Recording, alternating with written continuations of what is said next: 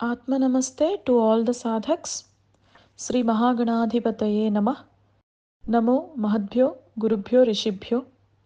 By bowing down to the Divine Siddha Masters and the entire Guru Mandala, let's chant Mahavarahi Shodasha Namavali.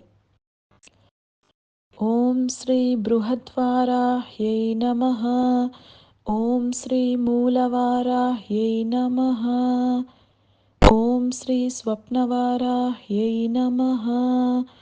Om Sri Uchishtavarahyai Namaha. Om Sri Vardalivarahyai Namaha. Om Sri Bhuvanavarahyai Namaha. Om Stambhanavarahyai Namaha. Om Bandhanavarahyai Namaha. Om Panchamivarahyai Namaha. Om Bhaktavarahyai Namaha. Om Sri Mantrinivarahyai Namaha.